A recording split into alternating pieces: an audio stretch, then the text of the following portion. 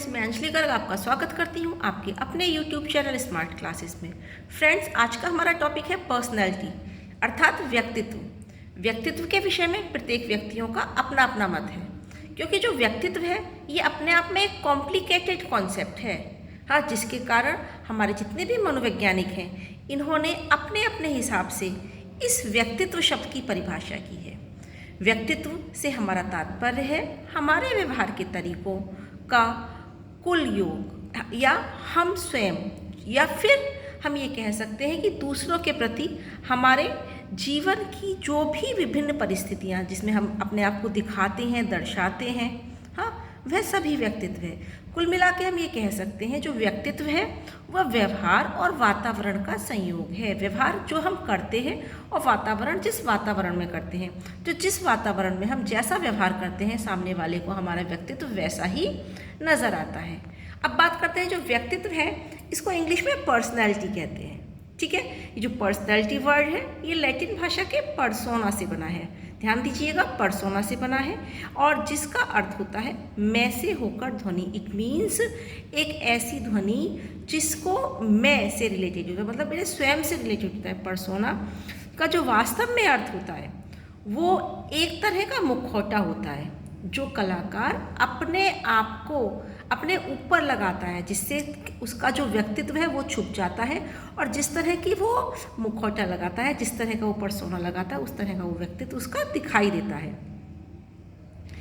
आधुनिक संदर्भ में व्यक्तित्व अत्यंत ही व्यापक प्रत्यय है, क्योंकि इसको एक शब्द में एक्सप्लेन करना, एक सेंटेंस में एक्सप्लेन करना बहुत ही डिफिकल्ट है।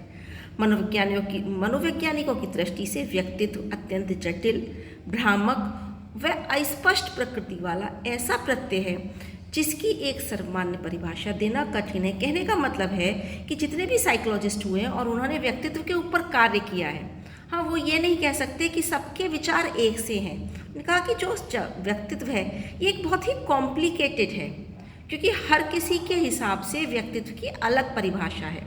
इसीलिए हम ये नहीं कह सकते कि वास्तव में व्यक्तित्व की एक ही परिभाषा अपने आप में सर्वमान्य है। अब देखते हैं किस किस मनोवैज्ञानिक के व्यक्तित्व के विषय में क्या कहा है। तो फ्रेंड्स, पहले हम बात करते हैं वुडवर्थ महोदय की। इन्होंने क्या कहा है?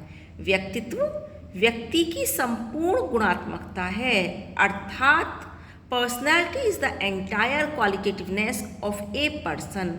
व्यक्ति के अंदर जितने भी गुण हैं वो सभी मिलकर उसके व्यक्तित्व को बनाते हैं, ये कहा है हमारे वुडवर्थ महोदय ने। किलफर्ट जी ने क्या कहा है? व्यक्तित्व गुणों का समन्वित रूप है। Personality is an integrated pattern of traits. हमारे जितने भी हमारे अंदर ट्रेट्स होते हैं, गुण होते हैं, उन सभी गुणों से मिलकर क्या बनता है? हमारा व्यक्तित्व बनता है। ऐसे ही मार्गन एंड ग्लीलैंड ने क्या कहा है? हम जो कुछ भी हैं उस सब का योग व्यक्तित्व है। The sum total that we are is called personality. जो भी कुछ हैं, सम टोटल सब कुछ हैं, उन सभी का जो योग है वो है हमारा व्यक्तित्व। लेकिन फ्रेंड्स, ये जितनी भी परिभाषाएं मैंने भी आपको बताया था, सबके मनोवैज्ञानिकों के अपने अपने विचार हैं, और अपने आप में जो सबसे बेस्ट परिभाषा व्यक्तित्व की मानी जाती है वो ऑलपोर्ट महोदय की मानी जाती है। इन्होंने 1938 में ये डेफिनेशन दी थी। ये डेफिनेशन देकर क्वेश्चन अक्सर पूछा जाता है। व्यक्तित्व व्यक्ति में उन मनोदैहिक व्यवस्थाओं का संगठन है जो वातावरण के साथ उसका अपूर्व समायोजन निर्धारित करती है। Personality is the dynamic organization within the individual of those psychophysical systems that determines his unique adjustment to his environment। कहने का क्या मतलब है? इसमें जो जो टर्म्स आए हैं उनको एक बार देख के चलते हैं। मनोदैहिक व्यवस्थाओं का संगठन, पहली बात आ गया, संगठन है किसका है? मनोदैहिक, आपकी व्यवस्थाओं का। मनोदैहिक व्यवस्थाएं यानी कि उसकी साइकोफिजिकल जो भी है, साइकोफिजिकल यानी कि साइको हो गया मनो और दैहिक हो गया फिजिकल, इन व्यवस्थाओं का संगठन है जो वातावरण के साथ, वातावरण जिसमें वो रह रहा है उसके अपूर्व समायोजन को निर्धारित करता है। जिस वातावरण में रह रहा है अगर वो उसमें अच्छे से एडजस्ट कर लेता है तो वही क्या कहलाता है? उसका व्यक्तित्व। तो इसमें हमारे जो जो टर्म्स आए, एक आया मन, एक आया शारीरिक, दूसरा आया वातावरण, नेक्स्ट आया समायोजन। तो इस तरह से ये परिभाषा व्यक्तित्व की कुछ इन परिभाषाओं से ज़्यादा उचित मानी जाती है। एक बार फिर नज़र डालते हैं इसके प्रमुख तत्व क्या है। मनोदैहिक व्यवस्था यानी कि मन और शरीर, मनो और शारीरिक गुण यानी कि जो हमारे मन के गुण हैं और शारीरिक गुणों का समायोजन, और साथ के साथ क्या है, वातावरण के साथ समायोजन। तो फ्रेंड्स ये डेफिनेशन बहुत ज़्यादा पूछी जाती है। आगे जो हम बात करते हैं वो है आरबी कैटल। इन्होंने क्या कहा है, व्यक्तित्व वह है जिसके द्वारा हम भविष्यवाणी कर सकते हैं कि कोई व्यक्ति किसी परिस्थिति में क्या करेगा। Personality is that which permits a prediction of what a person will do in a given situation. जो भी एक सिचुएशन उसे दी जाएगी, एक परिस्थिति से दी जाएगी, उसके परिस्थिति में वो व्यक्ति कैसा व्यवहार करेगा। अगर वो व्यवहार हम पहचान लें कि अमुक व्यक्ति इस वातावरण में ऐसा व्यवहार करेगा, वही कहलाता है व्यक्तित्व अकॉर्डिंग टू आरबी कैटल।